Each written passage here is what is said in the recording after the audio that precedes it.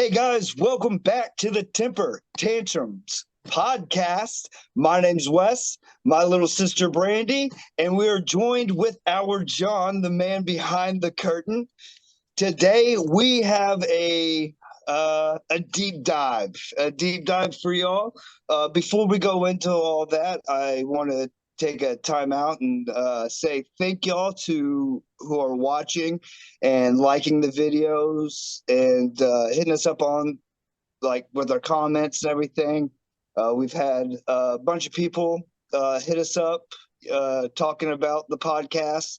I know I got a guy at work that hits me up and like throws out little comments during the workday about the podcast, which is pretty cool.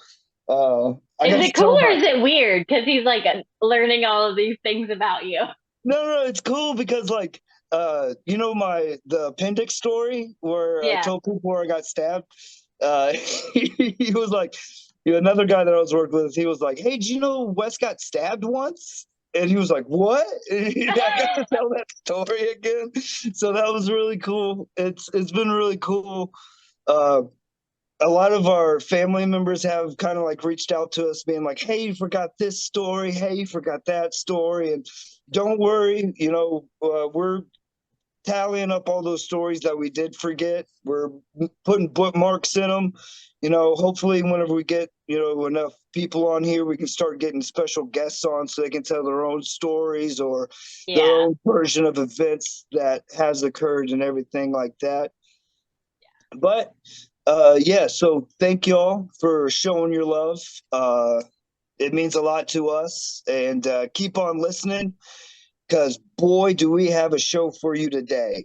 Uh, Disclaimer, full on disclaimer. We're talking about mental health today. There's going to be some discussion about substance abuse. There's discussion about self-harm, medication, that kind of thing. So disclaimer, if that's going to trigger you, roll out now, friend.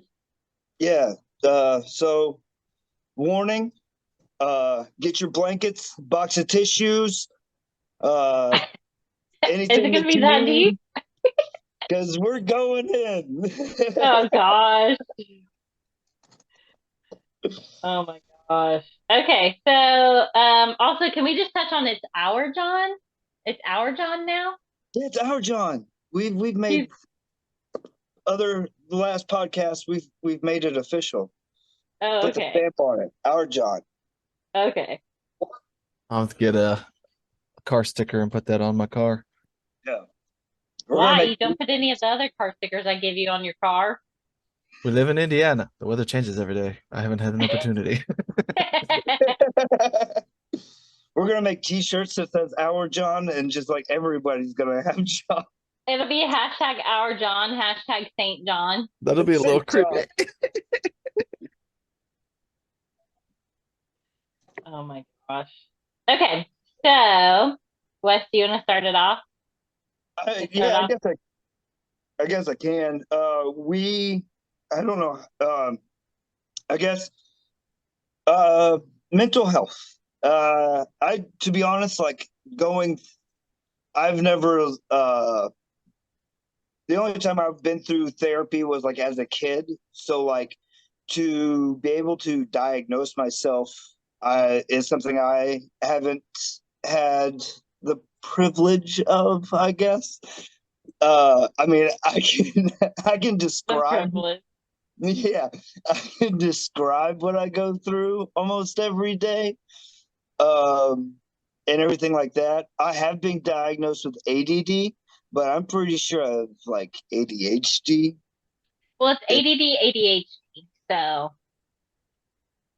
yeah, but isn't there like a difference between the two? so it's all ADHD, but it can be like a hindsight of attention deficit. Oh, I got you. Yeah, because I was diagnosed with that as an Okay, adult, and you were diagnosed as a kid. as a kid, yeah. Hmm. Uh, so like a lot of my stuff, I know that I have like it's really hard to pay attention to things, especially like if it doesn't. um, if it doesn't hold my attention very well, If um, it's not interesting to you. that even if it is sometimes like something out of the corner of my eye will catch me and it is just like game Yeah. over as soon as I Yeah. see like a sparkle, like, and that, like, it irritates me like so hard, like, especially whenever you're wanting to focus and trying to focus, but you're Your brain doesn't surrounding. What's cooperate. that?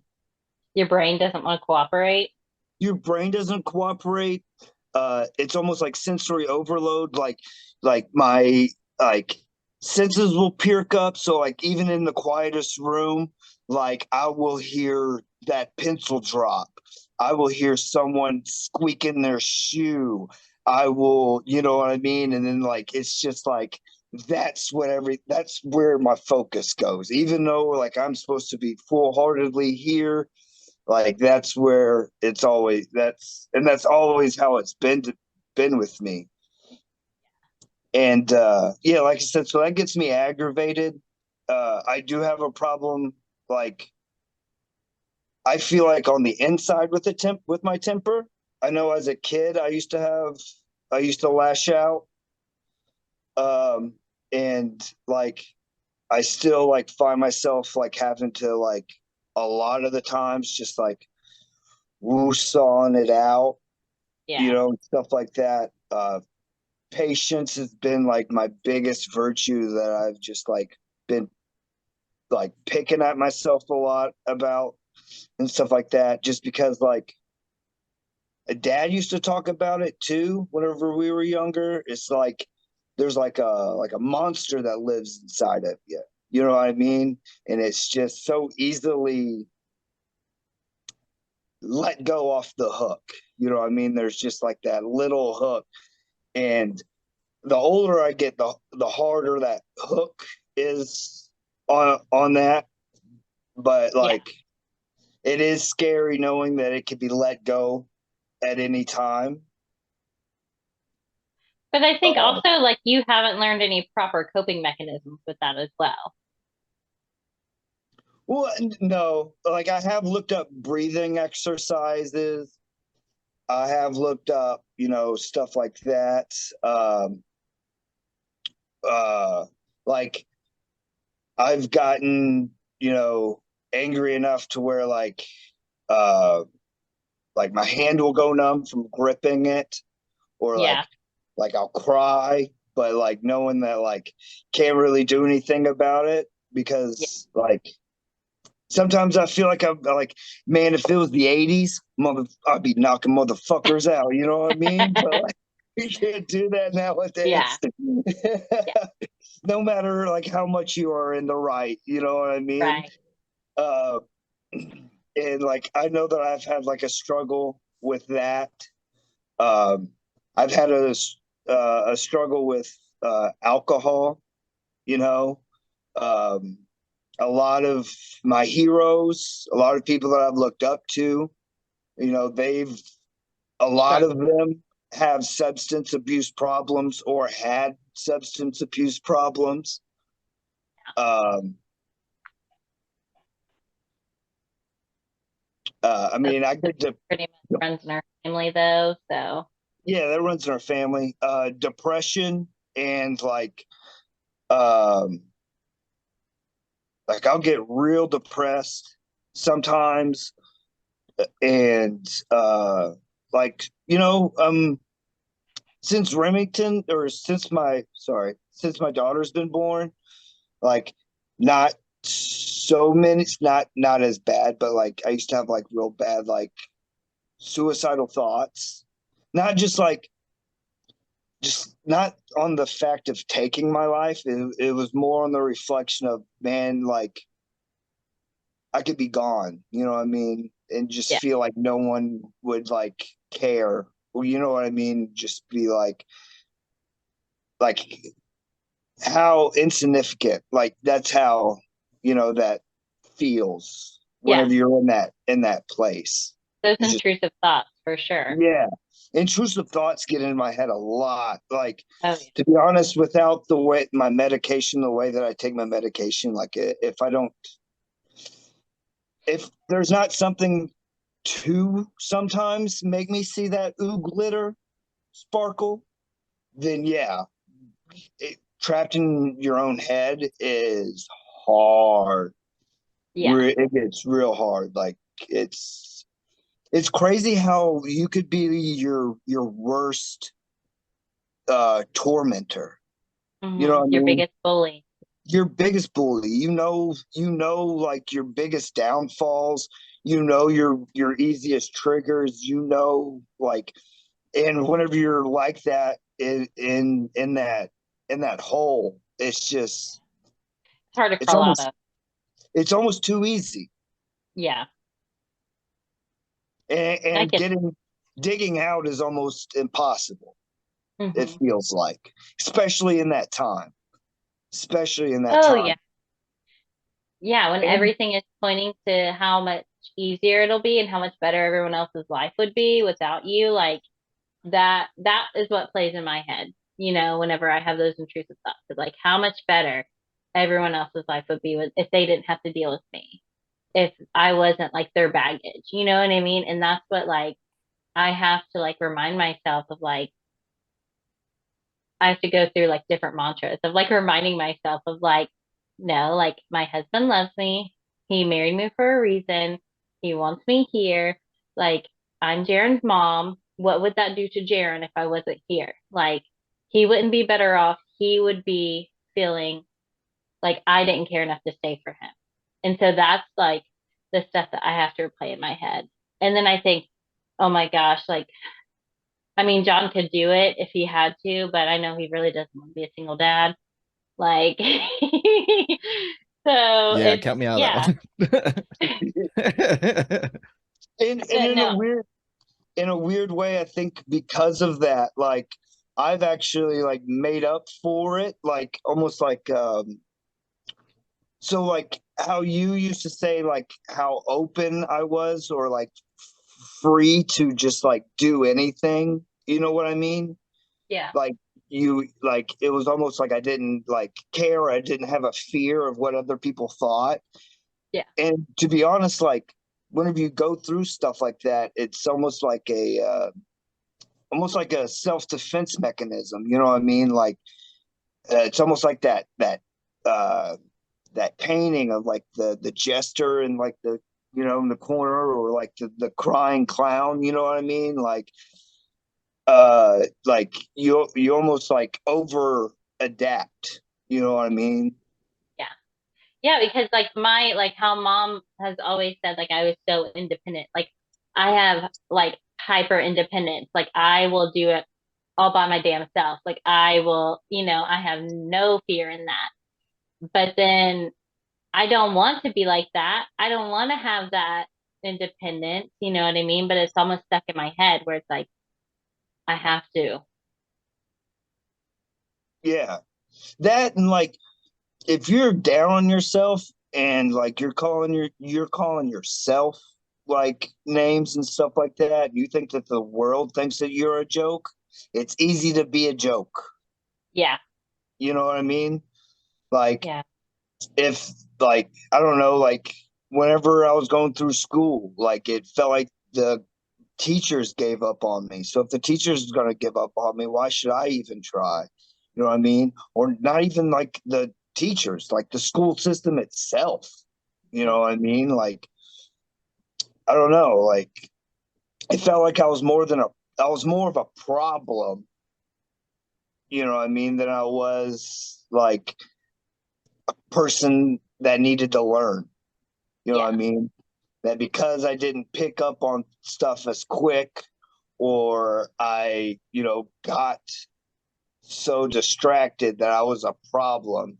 That made me a problem child. Right. So if I was going to be a problem child, then I mean, why? Might as Yeah, well go full force. yeah. You might as well just like curl up in your shell and just would be like be protected in that. Yeah. When you want to protect yourself from getting hurt again. Right. Um, so like I know that you said that like the depression and stuff like that is like chemical. What did you say earlier? Yeah.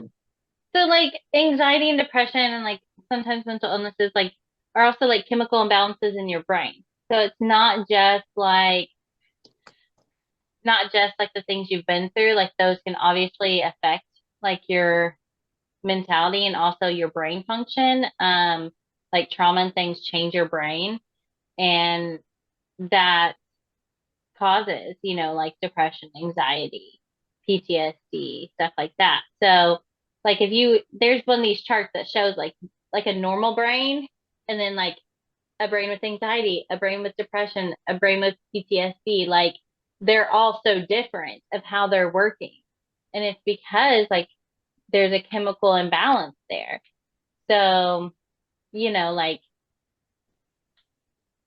it's hard to function when there's a chemical imbalance.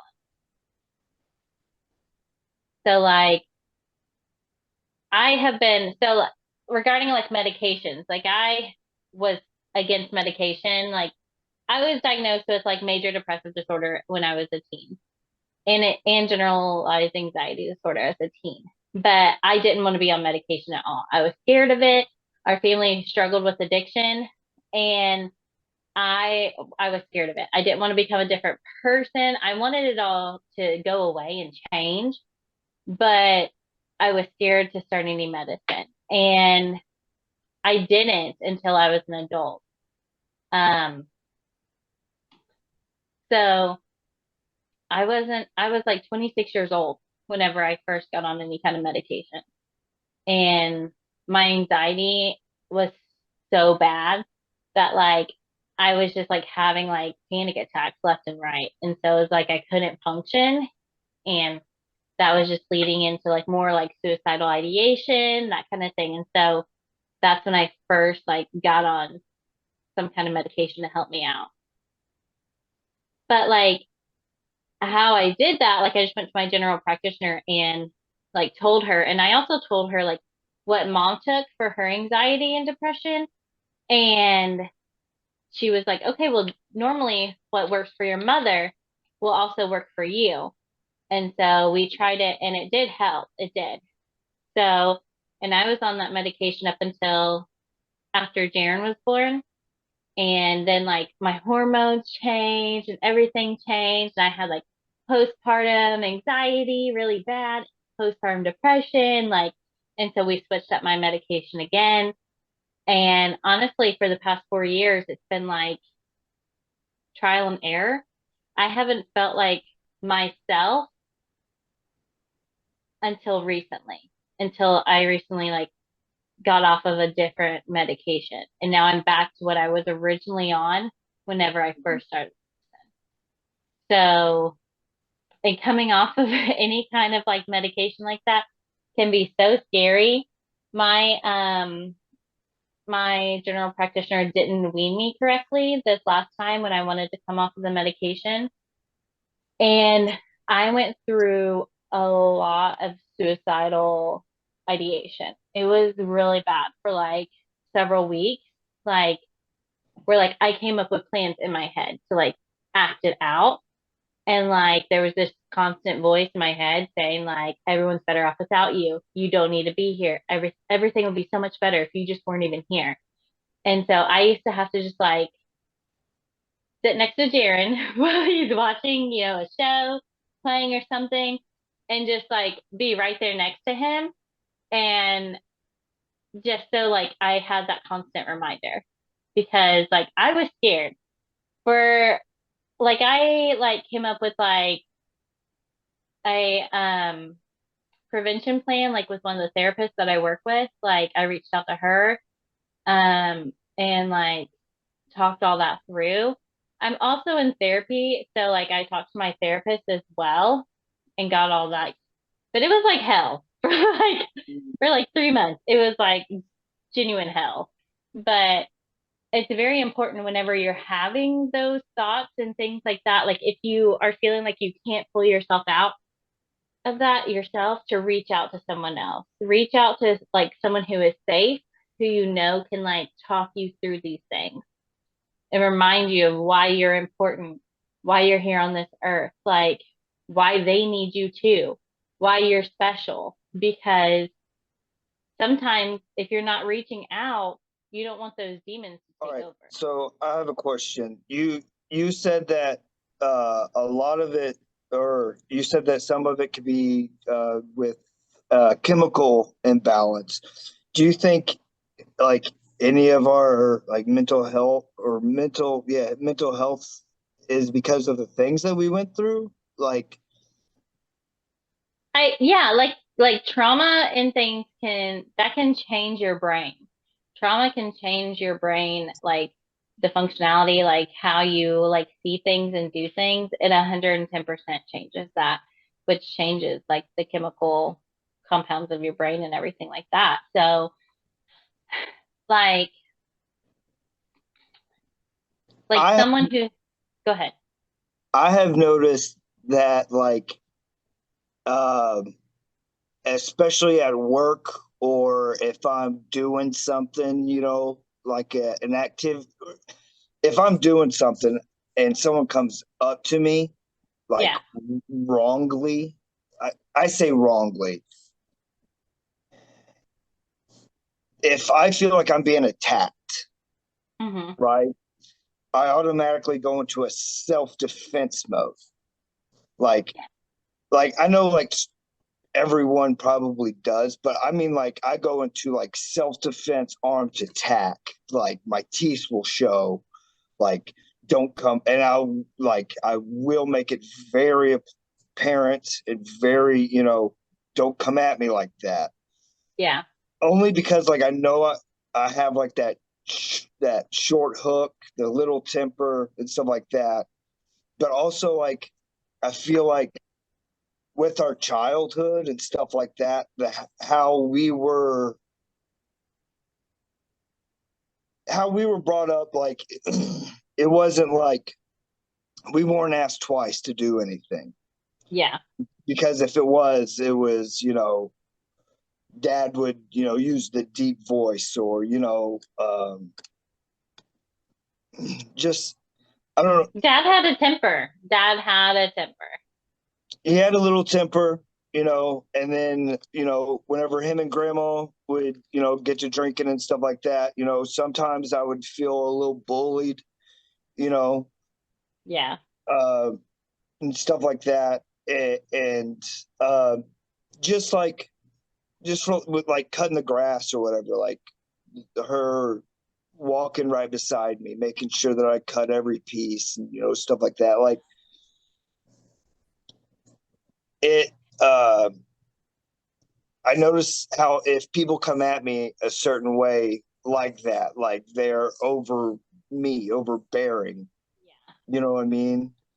Like Yeah. I, I I get don't, I don't like that very much. yeah. No, I Especially get like, that 100%. especially like in a workplace or something like that, where like, yeah, I need a job, but I don't need a tyrant. You know what I mean? Like Yeah. if we come at equal playing fields, I'm good, and stuff like that. But as Hmm. soon as there's a level or you feel like there is a level, I'm out. Yeah. Like a switch in the level, like a change. Yeah. Yeah. Yeah. Do you think that is that just like my weird chemical amount balance, or do you think, or I mean, obviously I'm not like a doctor or anything like that. Like I can't like diagnose anybody, but like I do like I relate to that 100% because like as you know, like if someone like came at either of us, I immediately like would pop off. Like my mouth would start running. You know what I mean? And so, and I would just see red. Like it would just be changed, like just red. And so like I would just say things and that sometimes I might not even mean, but I am trying to hurt somebody. You know what I mean? Because I felt hurt or I felt like they were coming at my family, you know? So I 100% understand that because I feel like I am constantly paranoid when someone like comes to me or something like that. I feel like one, either they're coming at me wrong, you know what I mean? Or they're coming at me in a way of like they're being two-faced, like they're pretending to be my friend, but they're gonna turn around and go and like tell everything or like turn people against me and things like that. But we were pretty bullied as children. So it's like, by the people closest to us too. So I feel like that puts us on the deep end a lot. And I think that a way that I try to cope with that is I try to remind myself like that not everyone is against me. It's not about me. You know what I mean? Like it could be about them and they're having a hard day. And so they're trying to like take it out on somebody else. And it's not right by any means, but it might not be their character for that time. If it's a repetitive offense, like, yeah, like I totally get what you're saying. Like, I'm out, bruh. Like, I'm not going to put up with that kind of thing. Cause we were also taught not to like take no shit. You know what I mean? So Right. I I guess feel, so. That's my other question. Do you feel like if that ever does, because whenever that happens to me, yeah, like I go for the throat, yeah, like kill shot. Like I'm a yeah, one and done kind of person. We ain't gonna have no talk backs.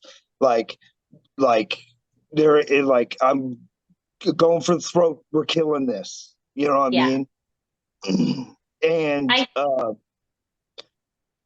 like I know that like I've I've snipped in a lot of relationships and a lot of things that way. Um, you know, but I mean, like, that's just how I've always, I don't know how to, like, I guess, change like, that. change that without going for the throat. Like, Yeah. it's just like I'm a shark. Like you say, I see red. Like, I have been known to, like, black out whenever I Hmm. get mad enough, you know what I mean? Which like, well, if anyone's ever like blacked out, get so mad where they blacked out, it's scary. Like, and to know that that's possible of yourself makes like you almost like walk around like a timid dog. You know what I mean? Just like you don't, you You don't want know, to let that happen again. yeah, you don't want to let that happen again. And like whenever you do feel attacked or come out, that timid dog just like like Take like takes it's over. left off the hook, off the Yeah. chain. It's just Yeah. I feel like, you know, how we like our childhood and stuff like that, like that definitely takes a play in it. And I think that we also like we grew up with people who had pretty good tempers. Mom has a temper too. Like both mom and dad have tempers, you know what I mean? So I think that also like while they did their best, they also didn't really teach us how to like regulate our emotions because they didn't know how to do that themselves.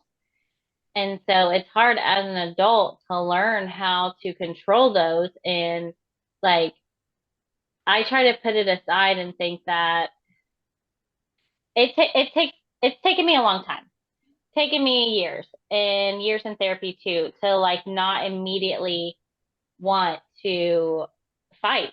You know what I mean? Not immediately wanting to like, I hear something bad and I hear something that I don't like that someone has said about me or my family and not to immediately be like, buck up, buttercup, let's go. You know what I mean? Like, and I have to remind myself that like they might have had a shitty life. You know what I mean? They might have had like worse than us and they don't know how to regulate their emotions either. And so that might be why they're coming at us. We can't control what they say and what they do, but we can control how we respond. So are we going to take that back, take all that like anger or hatred or whatever, and take that on ourselves and bring that on us? Because that's just going to fuck us up. That's just going to make us angry. make us like have all these thoughts going through our head when that's their problem. That's their fault. They're having those emotions. That's on them. That's not on us. We might have done something that they didn't like, but instead of coming at us like adults and being like, "Hey, I really didn't like this," they chose violence with their words, with their attitude. They chose that. That's on them. But if we come back and we're like, "Listen, like, I understand you're mad, but I'm not going to reciprocate this. Like, we can talk later," or something like that. Like, that's showing that we can regulate our emotions. We know where we are and who we are. And if they're making us out to be something we're not, that's on them. That doesn't change our character. That changes theirs. I really need to find this place of how to regulate emotion. Not only that, like I feel like that's kind of like a new concept, like kind of like I don't know, just like ha- guys being able to talk about emotion or how they're feeling on the inside is like I would say like almost 10 years ago, like you wouldn't be able to do that without like people thinking that you're weird or Yeah. I mean something's wrong with you. Yeah. Yeah. Or But they start also, calling like, you names like, "Oh, you're Yeah, gay." That was always the big ones. "Oh, you must be gay." yeah, you're showing feelings. You must you must be gay. But like it's weird because like you can look at the 80s and you could like just with like the way that dad talks about how it was almost like the wild wild west, you know what I mean? Like people would just be like, you want to fight, let's go out here and fight. Like it's just stepping outside the door, you know what I mean? And that was like an okay thing. Like after you got like your dick hit in the dirt, you got up, brushed yourself off, and you went on, you know what I mean? Or like something happened to you, you got your heart broken. Well, too dang bad. Here's a whiskey bottle and cigarettes.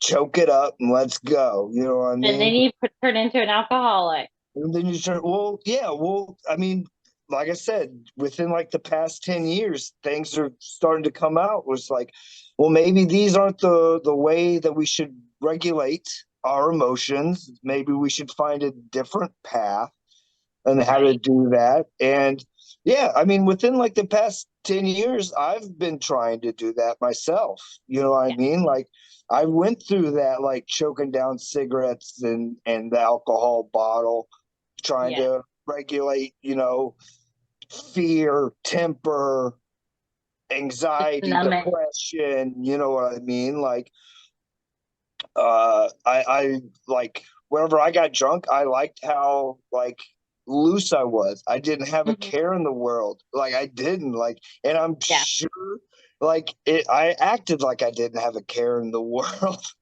because I know that I did. There are stories of me like having no care in the world, but at the same time, like that, like It also also got became toxic. also became toxic, very toxic. Um, I didn't want to hang around anybody unless there was the bottle there. You know what I mean? Like, um, if it was like a cool night with only six people, I was like, nah, we gotta have a party. Either if y'all are staying here, I'm going out to the bar. Like, I gotta have something. Let's go.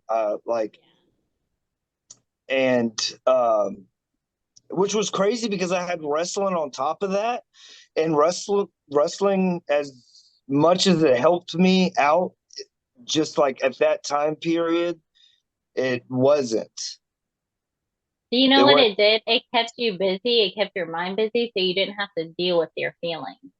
You yeah, didn't have time to think about them, to process them, or anything. right, right, yeah, and yeah.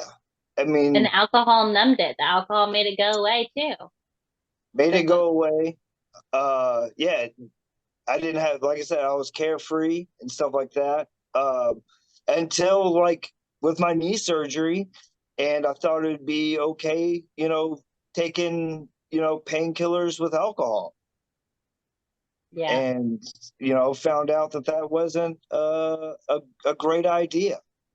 Was that when was that? Halloween. That was Halloween. Yeah, That's still one of the worst nights of my life. yeah. And I don't even remember that night. I did CPR on you that night.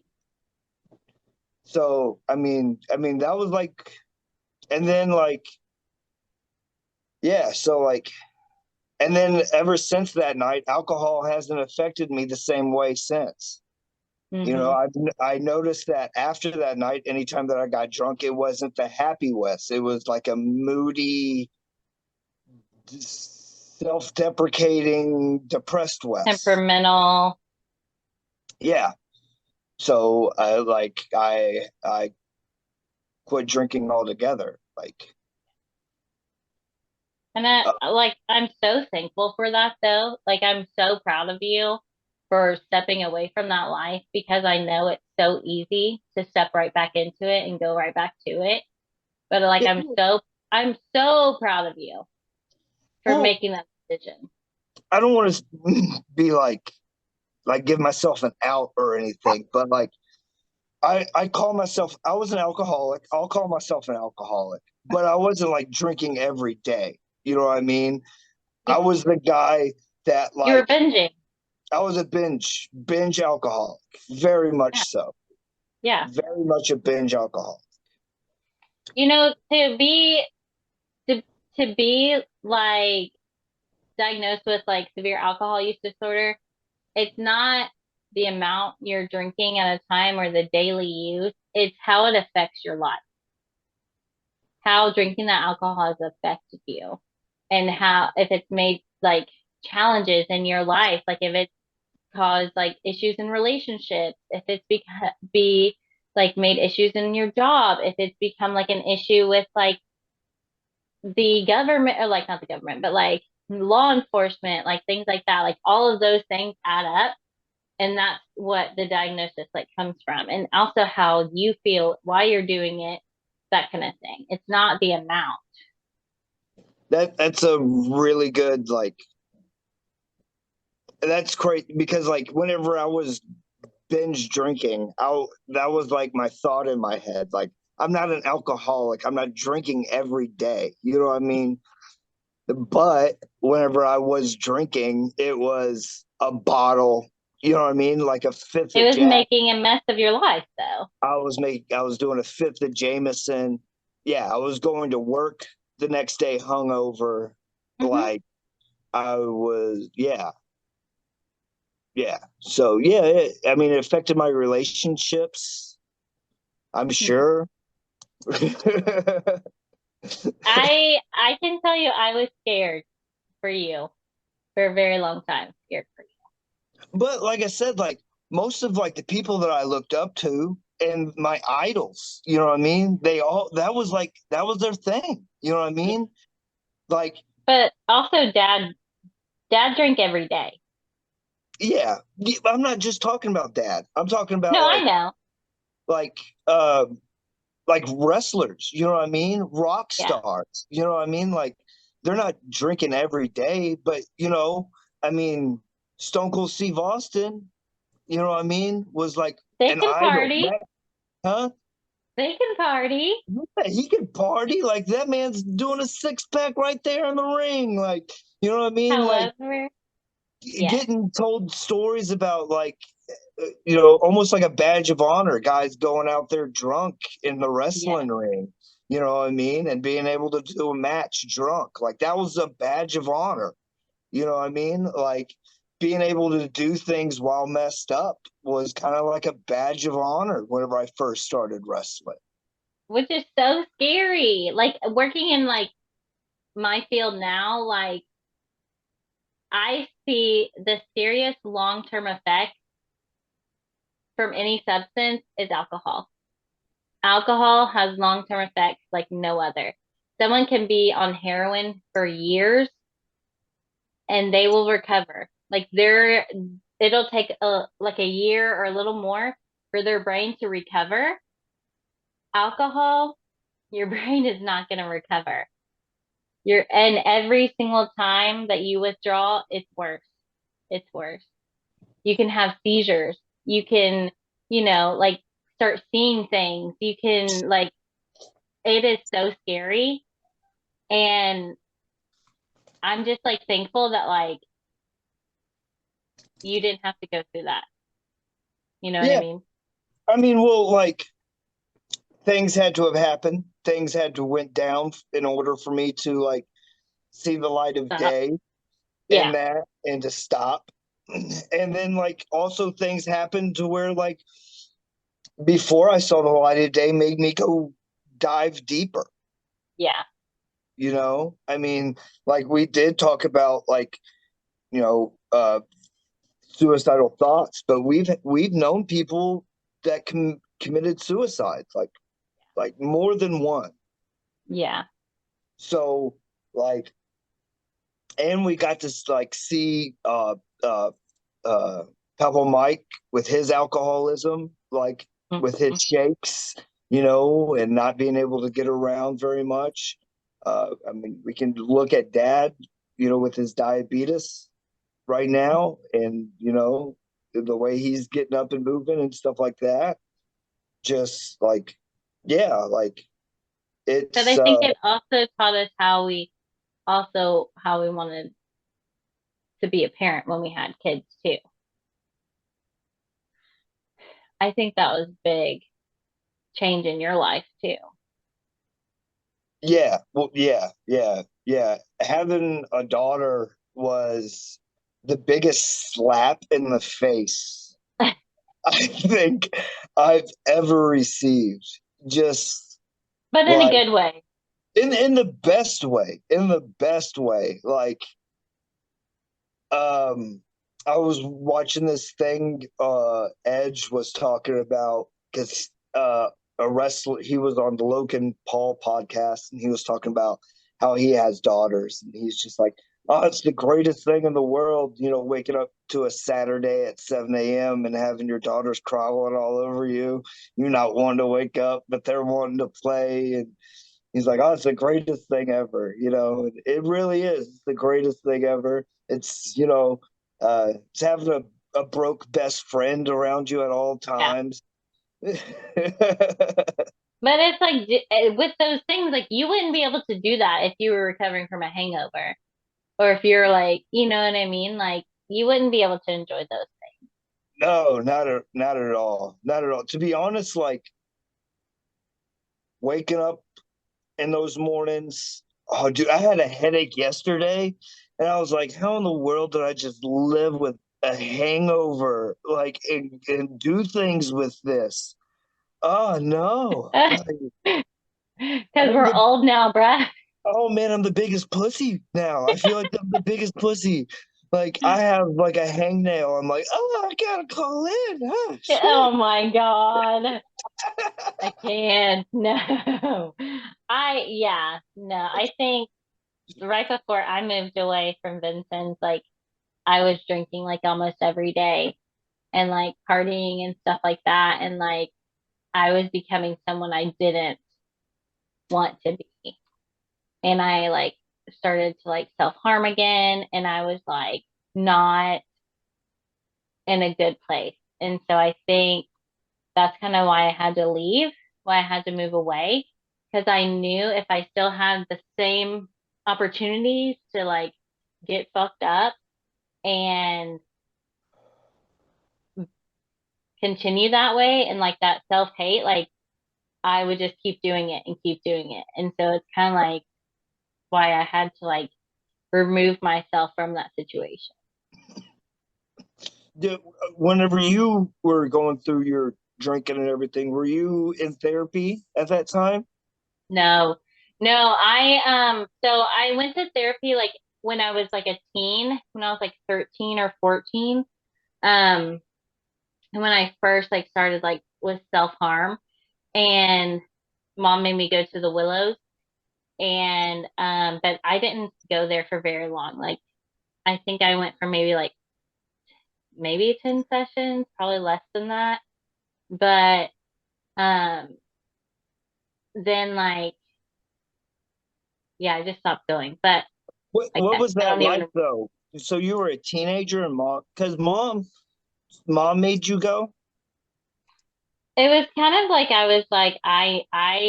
I need help because like they didn't know, you know what I mean? Like I remember like going like Yeah, because shopping for I didn't like know. I don't think I really knew. I'm learning about this like I think I knew that you went to therapy to get yeah, on like some medicine, I never started but medicine. you didn't. Nope. Okay. Well, I think that I knew that you went a couple times, but I Yeah. think I was just like, oh, I think Brandy got better. I'm real dumb. I'm real dumb. I'll be No, the as first a to admit it. teenager, like you would think, oh, they went to go talk to somebody, they're fixed, like they're good, like they're not going anymore, so they must be fine. You know Yeah. what I mean? But also, like, again, with like the hyper independence, like, and also I was always told that like I was in my feelings too much, like I was too dramatic, you know what I mean? Like, The I therapist made told you that? no, like mom and dad and stuff like that would be like, you're just being too dramatic about this stuff. You know what I mean? And so again, I didn't have any healthy way to like go about like my feelings, how to like feel them or anything. And I felt like I really didn't like, I don't know, have a way to like talk about them. And so so I started like self-harm and I think mom even like one time I remember like we went to go like look for like my like junior prom dress or something like that. Or like my sweet 16. Like I was wanting to have like this huge sweet 16 because that's like what kids do. Well, that's what they did back in the day. And I thought that like somehow we were gonna get rich and I was gonna be able to do this. And which did That not was over happen. MTV. MTV had like that My Sweet 16 Yeah, or yeah. whatever. Yeah. So we went to go try on dresses for like S and G's one time, me and mom. And she was like, "What's that on your wrist?" Like I had it like covered up with one like those band like, bracelets or whatever. Mhm. And she's like, what's that on your wrist? And I was like, oh, Sophie scratched me, like it's no big deal, it's nothing. You know what I mean? Like tried to play it off like that. And she's like, oh, okay, like, she didn't think anything of it. Like, and so it wasn't until like months and months later, like that I told her, and then I went to therapy and for a little bit and stuff. And that's when I was like diagnosed with like major depressive disorder and generalized anxiety disorders and stuff. So, What is but generalizing? What is that? generalized anxiety disorder, it's you got anxiety. That's what it Oh, is. okay. Yeah. Okay. Yeah. So, yeah, and so it was hard because it was like the therapist was like, "Oh, well you need to be on these medications and like if you don't, we're gonna send you to like Bloomington to like their hospital, their mental hospital, and like you can go to that for like a week or so." And I was like, "I'm not fucking going. Like, are you kidding me? Like, I'm not leaving my house. Like." And that was my last time that I ever went there. But like I remember her talking about like, oh well, you need to journal things and stuff like that. And I'm just like, okay. Like I feel like I don't know, like I guess maybe I just didn't go enough to like or maybe I just didn't try hard enough, I guess. But I don't know. And then like I remember like dad sitting in with me one time for a session and like he was like, I think this is all because of Danny and Danny going like to um to jail and stuff like that, because it was right around that time. And I was Hmm. like, this has nothing to fucking do with him. Obviously, I didn't say that because like I never cussed around our parents. I still don't. But like in my head, I'm like, this is nothing to fucking. This is to do with me. Like, but it was never.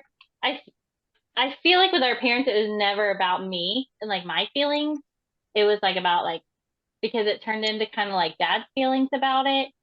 And so I think that like the next session was when she just said that like I needed to start medication, and I was like, "Fuck this, homie, I'm out." Like, you know what I mean? And so Yeah.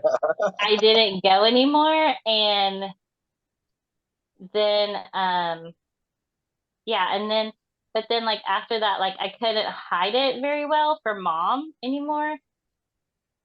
And so I stopped, and I stopped for years until like right before I moved away from Vincent and I started again. But it was just like it was almost like a release. Like I had all these emotions like built it up and like all these feelings and I couldn't process them and I couldn't get them out and they were just like felt like I was suffocating. So it's like if I self-harm, all I could focus on was that pain and that was like a release for me. And so as fucked up as that sounds, like that's why I did it. And like John knows about it, you know what I mean? Because like he saw it, and like I he made me promise I wouldn't do it anymore and stuff like that. And like I haven't since I made that promise to him. I've thought about it. I think about it often, but I don't do it because I know like at the end of the day it's not going to do anything for me. And Right. I don't want Jaron to walk in on me and see those and be like, "Mommy, why you got boo-boos?" You know what I mean? So now I'm in therapy again.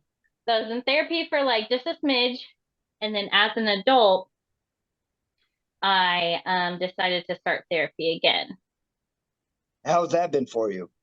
Like as an adult, what's the difference? Is there a difference? I feel like I'm doing this now because I want to do it and I want to be able to regulate my emotions and deal with my bullshit so that Jaron doesn't have to. So that he doesn't feel like my trauma. You know what I mean?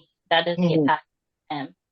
And I can teach him how to feel his feelings. And it's not just like, you stop that right now, or I'm going to give you something to cry about. You know what I mean?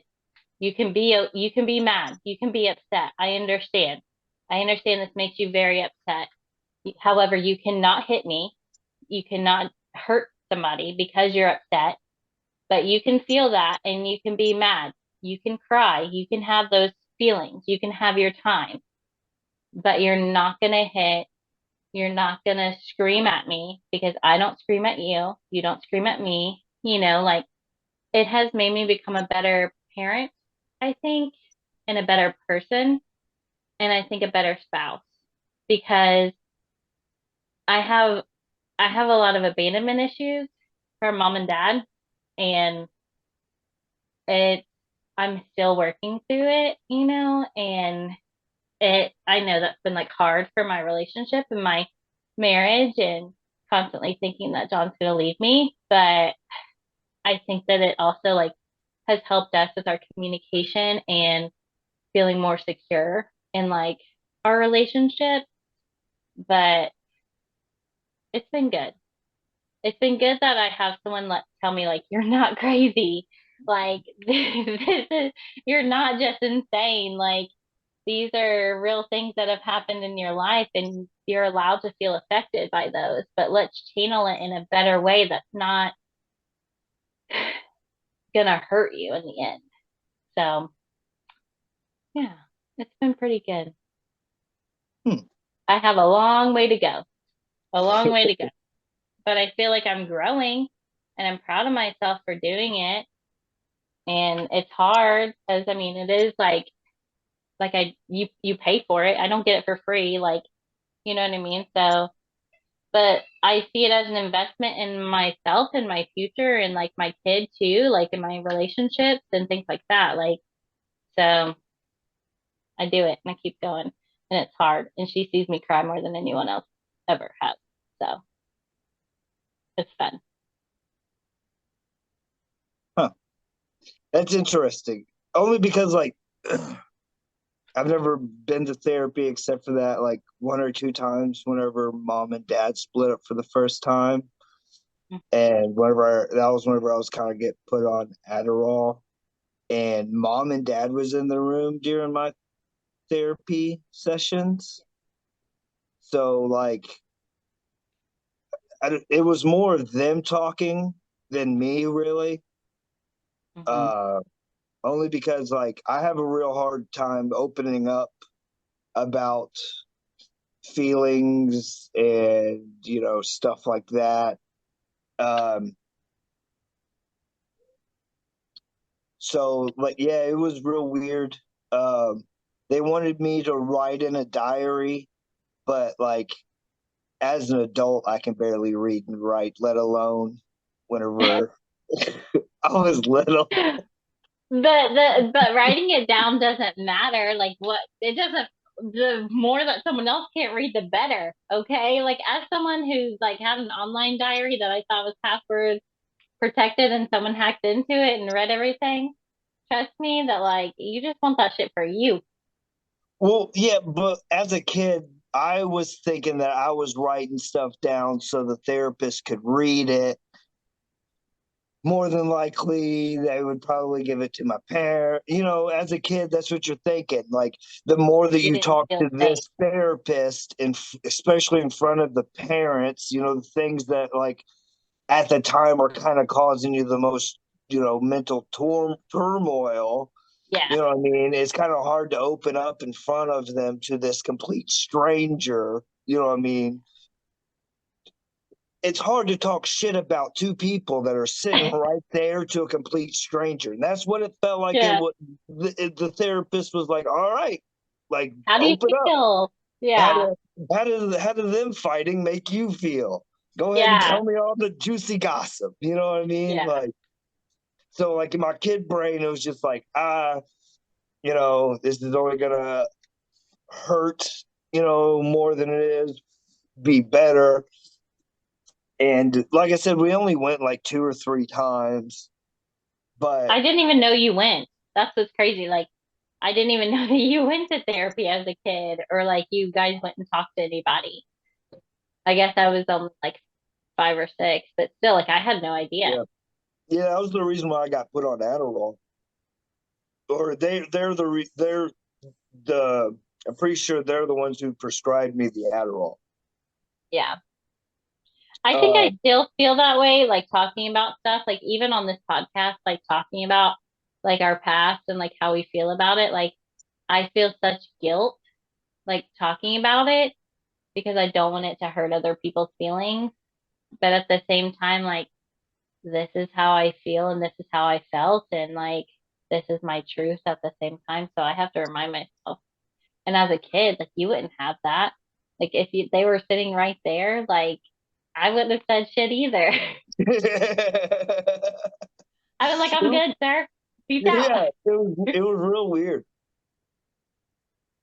I remember just Uh, sitting in there like doodling, and yeah. like afterwards they'll be like, "Oh, and what does this doodle mean?" And I'll be like, "Oh, I'm just drawing. I'm a kid. God dang it!" It means but nothing. yeah, but like in a way, I feel like wrestling kind of took the place of therapy for me. Like I got it all out with wrestling in a weird way. Like the anger. Like with the anger, with like I don't know, like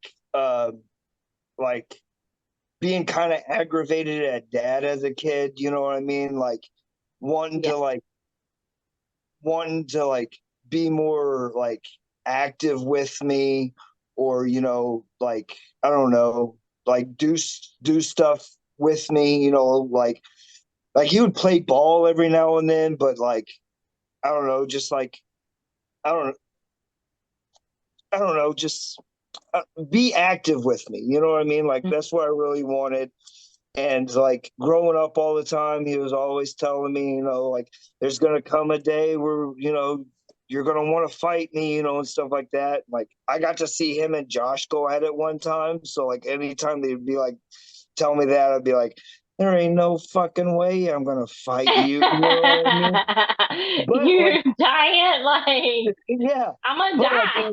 in wrestling, like I remember having a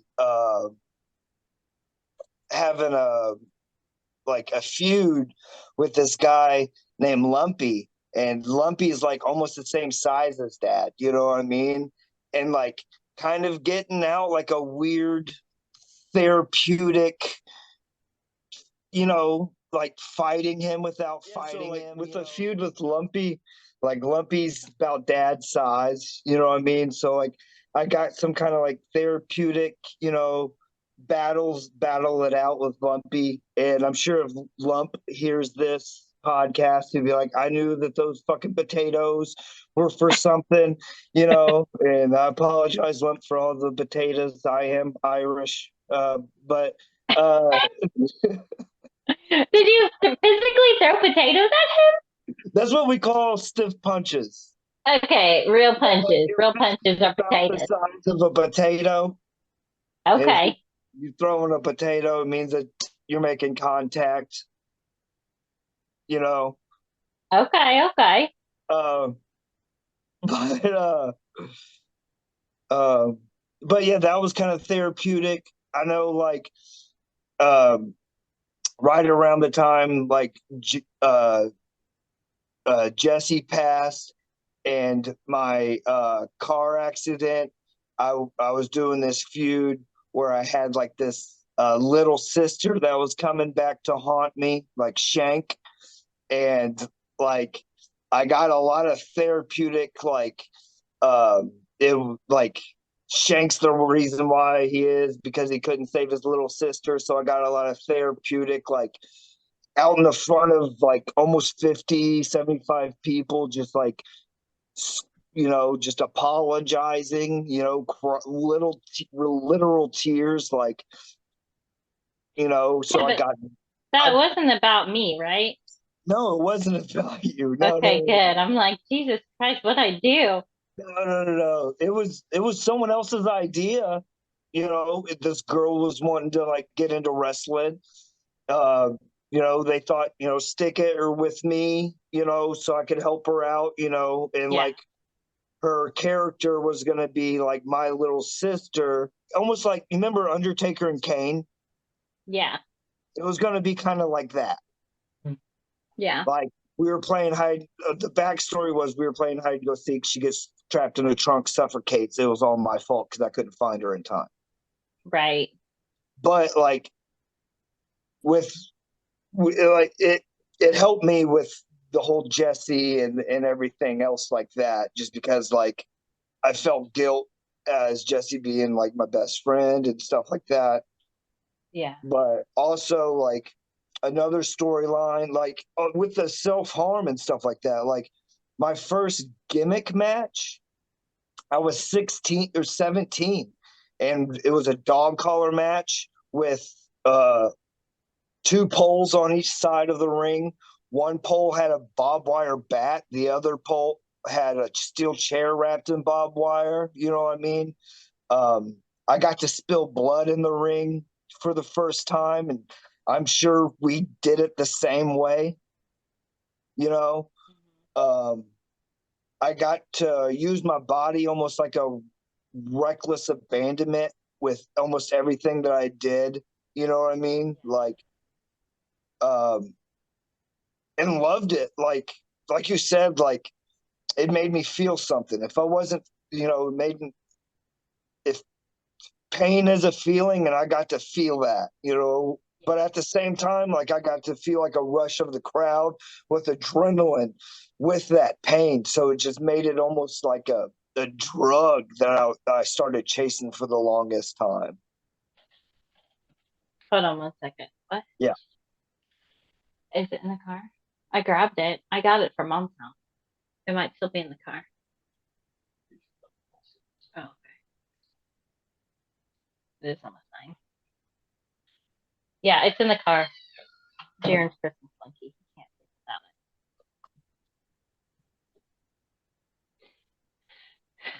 without And so like throwing my body around with reckless abandonment. And then not only that, just like with the psychological part with the character and getting able to like I talked about like the monster that it feels like inside that always having to calm down.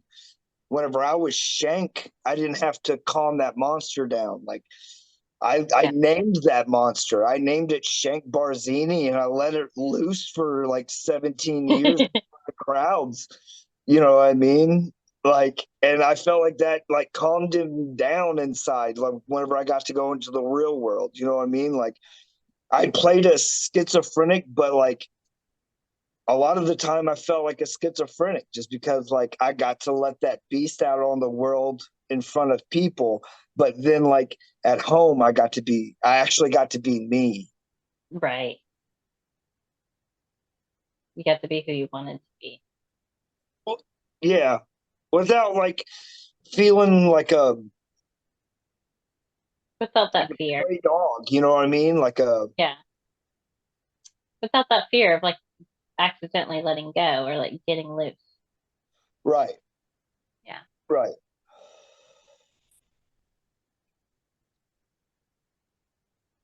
I feel like it's very hard. Like, but I also think that like, which you and I have had this conversation before, I think anyone and everyone could benefit from talking to somebody, doing therapy and stuff like that.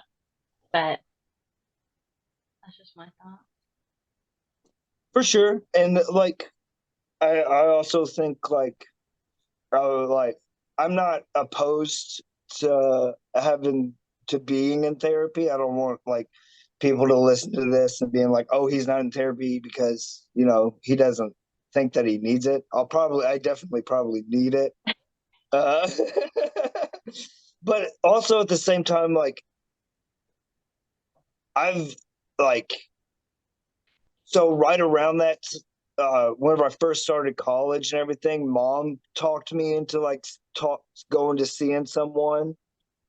And like In I went in, college? huh? In college? Were you dating Courtney then? No, no, no, no. This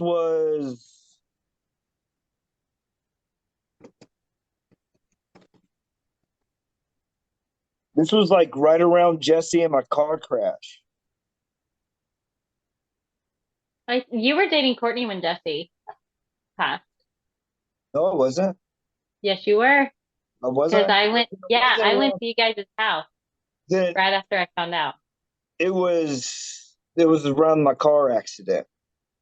It was the car accident that she made me go and talk to someone. And like I went in and like I let everything out. Like this Yeah, dude let me talk for like a good, I don't know how long the session was, 30 minutes, an hour. And yeah. like I let it all out. I let it all out. Crying. I mean like snot crying, let this dude have it for a good 30 minutes to an hour of just like emotional fucking trauma. And then he's like, okay, all right, that's the end of the session. I'm like, all right, trying to get my composure before I go back out into the lobby, and stuff like that. And he goes, you have any questions for me? I'm like, man, like what? He's like, I don't know, maybe if the degrees on the wall's real. And I just felt like a fuck you, man. Like Yeah, I just gave you like 30 minutes of like my heart and soul. yeah. And then you're just gonna like BS me Hmm. like that. So like I know that I need therapy, but also at the same time, I'm gonna have to find the right person. And I don't Yeah. know if I want to give my heart and soul to 45 people before I find that right person to talk to. And that's hard. That's really hard because um with my own experience, like obviously the first therapist when I was a teen did not work out at all. But I went again right before I moved out of Vincennes. It was so Jesse had died in April and then Uncle Andy was murdered in December and it was right around like February, March. And I went to someone at the Samaritan Center. And I think that's where you went too. Yeah, I think so. And I went to two sessions and I cried and bawled and everything like that. And it was just like, well, how do you feel about that? How Yeah. does that make you feel? And I'm like, I don't fucking know. Like I have no idea how I feel. That's why I'm here. Like I don't know how to feel it. I don't know what to do. Like You know what I mean? I don't know what to do about these feelings. And it's like my therapist now, we haven't even gotten into all my trauma. She doesn't even know everything. We go week by week, what's going on through my head, what's like if something has triggered something from the past, that's when we talk about it. That's when we like talk about how this maybe has made me feel a certain way because of my past, and then we talk it through. And but before we like do any like get off of the session, it doesn't matter if we go over time or anything. She's always like, let's talk about how we can deal with these feelings in the future, how we can process them now. And I think that like that's what makes her a good therapist. And I think that like there are good therapists out there. It's just really it's hard. It's hard. And I don't know if there's a good way of winding them down or anything, but I think the most thing whenever you start like with the therapist or if you want to, like the biggest clue is like for them to be like, well, what do you want out of this therapy session? Or what do you want out of this relationship or anything like that? And it's just like them not asking you to spill your whole guts and like tell them everything at one time. It's like going over the little things and then like easing into the shit, easing into like the Right. volcano. Right. And You know to what be I mean? honest, like that was probably my fault because like not knowing how therapy works or anything, like I guess I had the thought of like you go into therapy, you spill your guts, they tell you what's wrong with you, and then you leave with an idea of how to be fixed. No, but I feel like as a clinician, he should have come up with a plan for you. Like my first session with my therapist, we came up with a plan, how often we were going to meet, what kind of goals we wanted to set for our sessions, what we wanted to talk about in the future. Like, and she gave me things to work on, homework to work on myself. That very first session. And she, let me know it's not going to be overnight. It's not going to be in a month. We're not going to just be fixed because no one can truly be fixed. We can just learn to manage the things that are right now. And we can learn how to process the things from our past, but also not letting our past affect our future in a negative light. You know what I mean? So I feel like that clinician failed you by not giving you like a proper plan, a treatment plan. Right. Well, it also like it was just like a walk-in. Like I don't know. Like I said, I don't know because also it was like a walk-in, so like he probably didn't know if it was going to be like another session too and stuff like Okay, that. I want you to stop taking on this this bullshit because it's not you. You keep saying, well, no, that clinician failed you, regardless of if you walked in anything, that clinician failed you. You didn't do anything wrong. You went in there looking for help and they didn't provide you with the correct resources, the correct information about therapy or anything. That's not on you. You cannot take responsibility for that. Get that chip off of your shoulder because that's not when you're dipping in salsa. Okay? All right. Okay, so whenever you do look for a therapist, you're saying the things that you're wanting to look for is like an understanding of what y'all are wanting to get out or uh, prov- to provide in the sessions, and then maybe to whenever you end it to know like where work can go or homework to go into the future. Yeah, and just like have like somewhat of a plan for the future and what like it's gonna look like, and so that you're not just left wondering.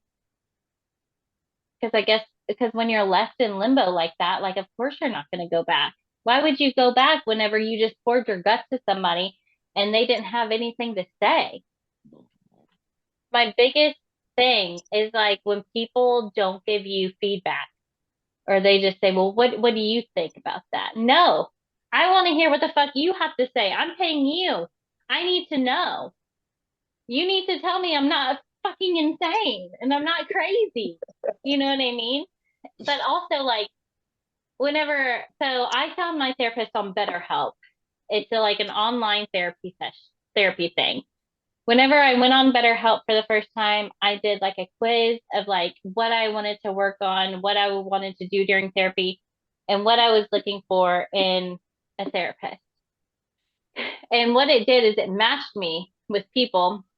And when it matched me with like my therapist, it gave me like their whole like about me section, like their credentials, their specialties, that kind of thing. And we also like my therapist, she specializes in trauma, anxiety, and depression. Um, she also helps with addiction and like and she also believes in a higher power. So those are all things. I also work in addiction. My family like struggles with addiction. You know what I mean? Like I have trauma I need to work on. You know, she specializes in those things. And so I was like, okay. But I was also given the option that if I did not click with her, I could switch. I could try a different provider. And I liked that because I felt like I wasn't like one and done kind of thing. That wasn't my only option. Luckily, she's amazing and we've connected on like such a different plane, you know what I mean? And like even Jaron like will jump in sometimes and be like, "Hi, Miss Ashley," like if like he's here and I'm like in therapy. But I also like it because I can do it from home. Like I can sit on my bed and talk to her and spill my guts out. You know what I mean? In the comfort of my bed. So some people don't like that though. Some people want to go somewhere and talk, but like going somewhere alone gives me anxiety. Going somewhere and like having to sit in a waiting room and like be in a room where like I don't know if they got fucking cameras because I'm paranoid. I don't know if they're listening in and shit. You know what I mean? I I don't feel comfortable doing that. I tried it twice before. I didn't like it, so I tried it this way, and it's really helped me.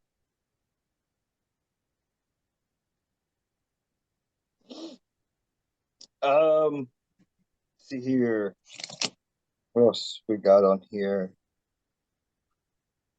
Um,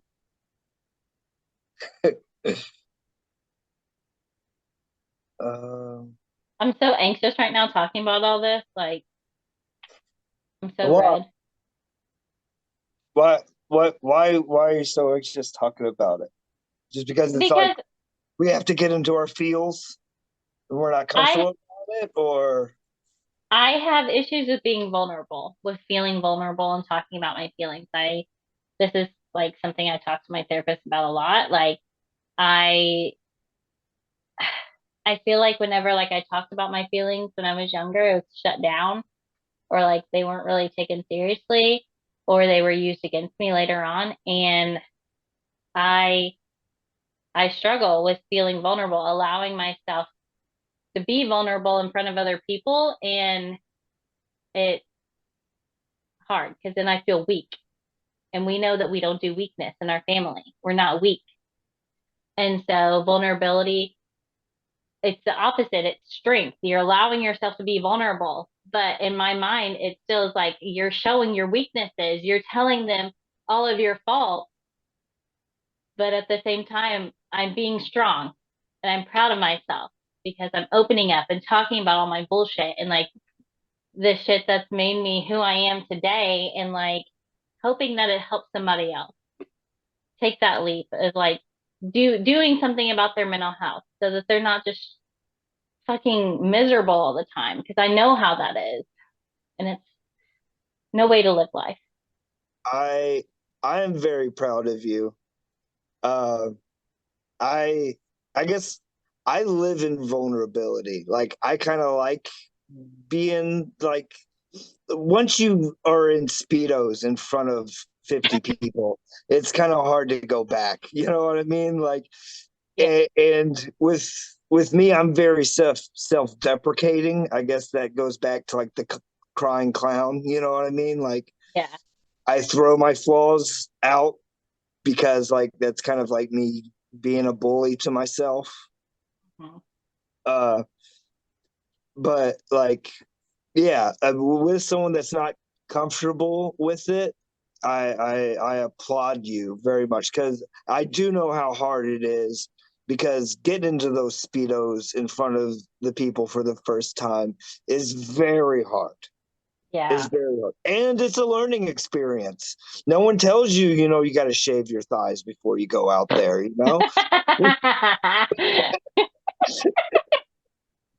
Those guys don't want to feel your hairy thighs on their face when you're putting them in a figure four. Like, Head scissors. You're not putting your head anywhere near a figure four. oh my, I don't know what I'm saying. Oh my gosh. Yeah, it's a lot. But also I feel like that kind of leads back to like what I felt were expectations of me when I was little. Like I had to be strong, and I had to be independent. I had to be able to take care of myself. I had to be able to take care of you to a certain extent, like that was kind of put on me. And so as I've grown, it's just increased. Like I have to be strong and not show my emotions and things like that so that I can be there for other people. Like I still struggle whenever mom cries in front of me. I immediately like shut down. I cannot cry with mom. I immediately just stop. And that's because I feel like I have to be strong for her. I feel like I can't feel my feelings. I have to be strong for her. And Right, so it's not a I'm allowed to feel my feelings while she's feeling her feelings. That's how I should be able to do things. But I feel like I can't feel my feelings. I need to be strong for her and do things like be there for her. And I think that kind of leads back to like when mom and dad were going through their divorce and mom would just like cry and say she just misses her husband and she just wants her husband home. And like I missed my dad. You know what I mean? But this is before they were divorcing. This is just when dad was like in Tennessee helping take care of Uncle Glenn. And like he was gone for months.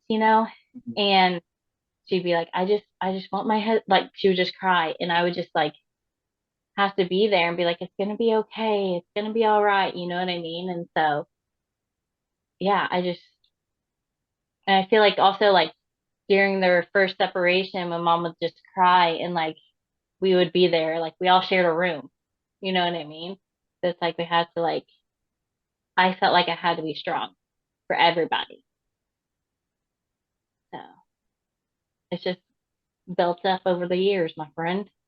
right, right, right. Yeah, and we both kind of built up these walls. You know what I mean? Like you Yeah. said, like emotionally and stuff like that. Like I get awkward whenever people cry Yeah. in front of me. Like I don't know how to take it. Like I just want to like pat him on the back, but I know that that's not right. You know what I mean? Like Right.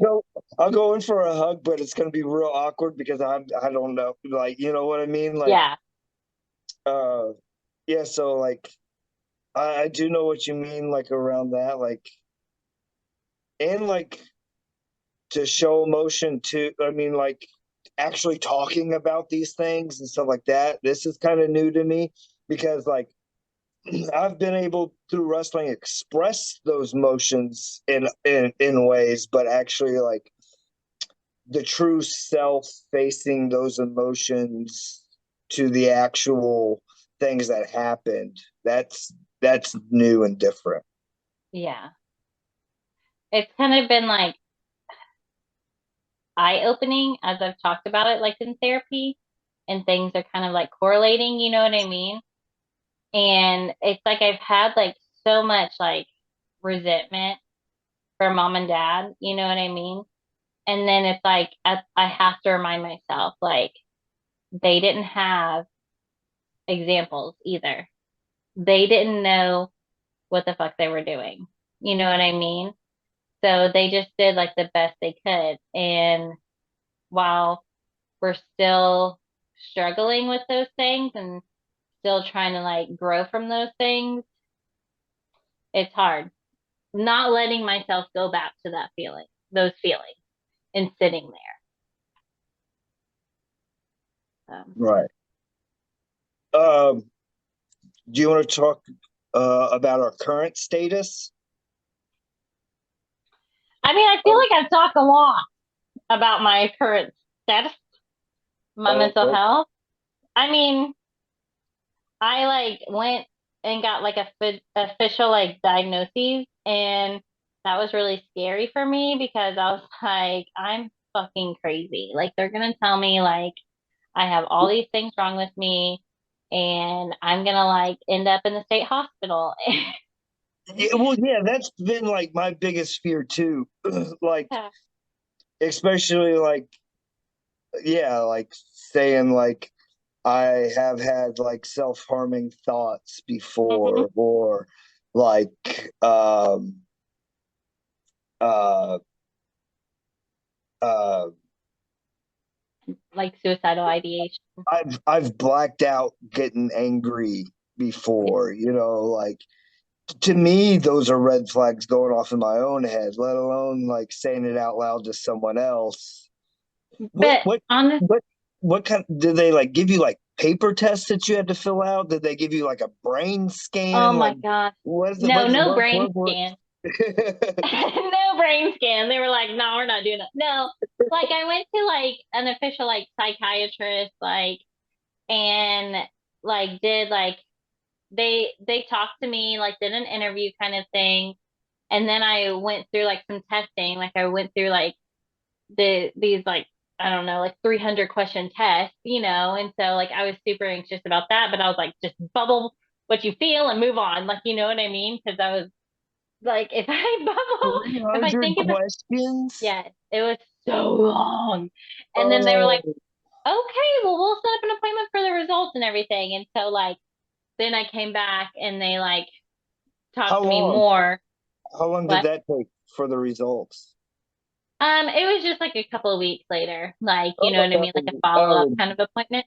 I'd go crazy those 2 weeks.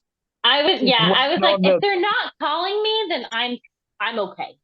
just I'm like, waiting for the crazy bus to show up with yeah, the jacket, be like, "Yep, all yeah. right, guys, I'll catch you later." But like as I like been in like part of the mental health world with like my career and like talking to my therapist and also getting my official like diagnoses and stuff like that, it's opened my eyes to like the therapeutic world because the things that like we think we're crazy and we're insane and things like that are like we're like red flags. They might be green flags for someone else. You know what I mean? Like we've had like the suicidal thoughts and ideation and things like that. Someone else has had several attempts. You know what I mean? So it's like, however bad like we feel like we have it, there's someone else that has it worse, and they can be helped and managed too. And I think that it was very scary getting my official diagnoses and like hearing them and like having them on like feeling like I have those on like brands, like I have a brand on me. You know what I mean? Like is scary, but I also am like growing at the same time. So like so I got my official diagnoses of like major depressive disorder, generalized anxiety disorder, which I've known, and then also like PTSD and panic attack disorder. And so it's like hearing like that I had like PTSD, knowing that we've gone through some fucked up shit, but hearing that I have PTSD, I'm just like, what? What? Like, I thought that was for people who came home from the war. Yeah, What are we you didn't do talking about? battle. Yeah, we didn't go to war, but those people who go to the war, like, we are doing a different war. We're in a different war. Our war was survival. You know what I mean? So it it's it was scary as hell. It took me a while to accept them, but I've grown. And having them has also helped with my treatment plan with my therapist and her knowing how and where to go with like my treatment. You know what I mean? So it's scary. Oh, and did I say ADHD? Now you did. Okay, well now I did. Okay. I was like, wait, did I say that? So yeah, so an ADHD. So it's like it was scary and like I feel like I was like panicking, but at the same time, like I knew I had to do it. One, so that my like general practitioner could find the correct medication to put me on, and also like so that my therapist could do an accurate treatment plan with me. So, because my therapist isn't someone that's gonna like sit there and like completely diagnose me with all of these things. Usually like a psychiatrist or psychologist, whatever diagnosis gives you that diagnosis. So yeah, it was a lot, but it's like it's hard too because I feel like the hype now is mental illness. Like everybody's got something, which everyone probably does, but I feel like that's like the trend now. Like that's the cool thing. And it's like, I don't fucking want this. Like you want it, come take it. Like I don't want this. You know what I mean? So I struggle with that, with like, I guess, I don't know. I guess some people that we know that like say that they can't do certain things because like they have a mental illness or something like that, but they also refuse to get any help. So they just do nothing. Like that's where I struggle. No, like they don't work. They don't take care of like their kids. They don't do anything. Literally, they just sit at home and do nothing, have no responsibilities. And they say they can't do anything because they have like the same shit that I do. It might be more severe. I understand that. There might be different like severities. But when they refuse to get help or try, just try, that's where it makes me mad. But that's a different soapbox. I get so I guess my current status right now, since you've been talking about yours so much. I'm so Um sorry. no, that's I fine. get passionate. I get passionate. There's not very much to my current status because I haven't gotten like help or anything, like we've talked about it a few times, and stuff like that. And psychology's always kind of been interesting for me, but only because like psychology to me is like outer space. Like it could almost be the same realm. You know what I mean? Yeah, yeah, Like the human mind and space. Like it's, wow. 2001 Space Odyssey, is it Yeah, out there or is it in here? You know? yeah, But yeah, so I mean, haven't really done therapy. I do medicate with morning, I'll take a hit or two, you know, whenever I mhm, get off work, I'll relax with, you know, probably a joint. And then whenever I go to bed, uh, I do sativa during the day, indica to go to sleep. And the reason why I do that is because indica helps me sleep. And then also, I've had real bad night terrors. yeah, Uh, so I smoke so I could sleep and don't have dreams. Like yeah, if I smoke, I don't have dreams, so I can actually get some sleep yeah. without waking up in the middle of the. You're doing like a more natural route of like handling your anxiety and your depression and like your night terrors and stuff like that. Like, and you're going to work, you're taking care of your family, you're being a parent, you're being a husband. You know what I mean? You're not just wallowing. Right. I mean, I don't drive. I still don't drive. Um, to be honest, getting behind a steering wheel, like my heart, I can feel my heart accelerate just sitting behind one. Yeah. Having to like pull in and out cars just a couple of inches forward or back kind of gets me. I don't know. I guess that's just another fight within myself that I have. Um, which seems to, be one of my favorite things is to fight myself and Yep. to argue and Set unrealistic expectations for yourself. put unreal I always have. You know what I mean? Like I was gonna be in the WWE for Yeah. Christ's sake.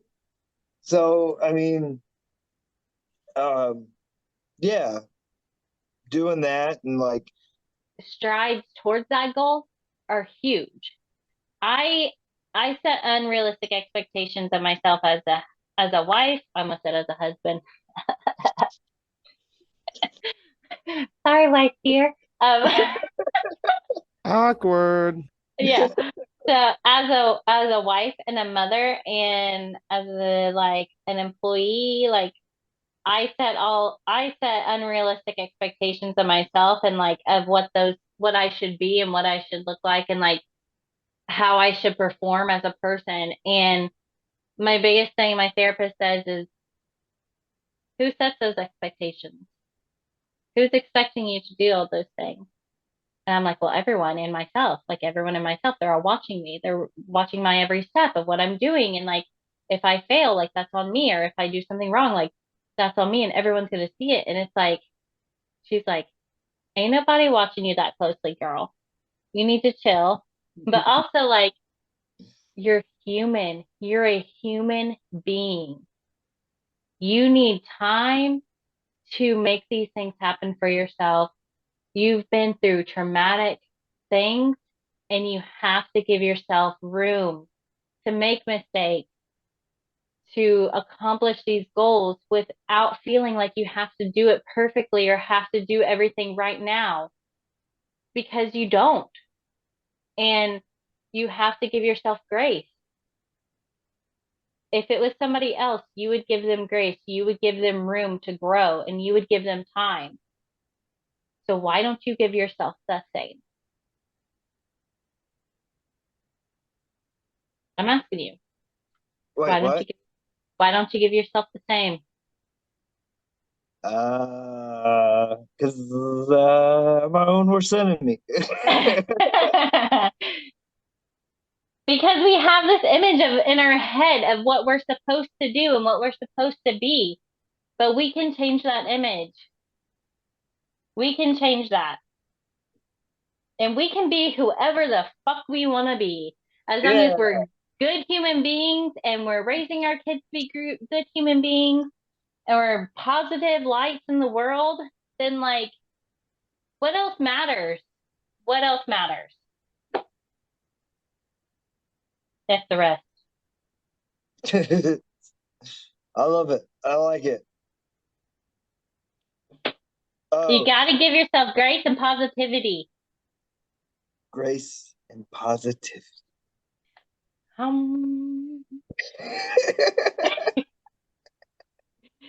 And I preach and preach and preach and preach and preach and preach on things that I still struggle with every single day. But I feel like other people struggle too, and they need to hear it too. You're setting higher expectations for yourself than anyone else ever could. So give yourself the grace that you would give others. Give yourself the grace you would give me. Give yourself the grace that you would give your wife. Give yourself the grace that you would give your child. Give yourself grace and give yourself room and give yourself time. I love it. I love it. That's the positive note we needed to end on right there. The grace. That's the grace we needed. Cating ride with us this evening. Vulnerable, this This vulnerability. this vulnerability ride. Thanks for listening. Please come back. Every Thursday we're going to be dropping a new one. Look out for our shorts. and everything like that. Not the shorts that I have on, but the short clips. As long as they're not plaid, then you're fine. Right, John? There's What's wrong with nothing plaid wrong shorts? with plaid.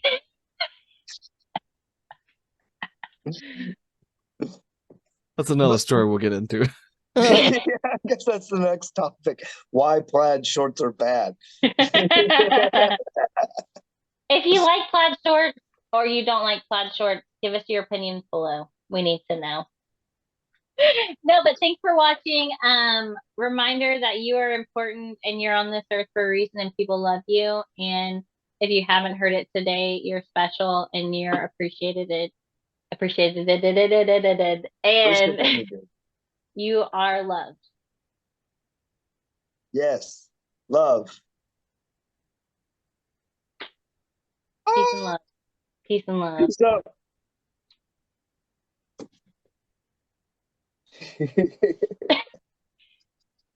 See y'all on the flip side.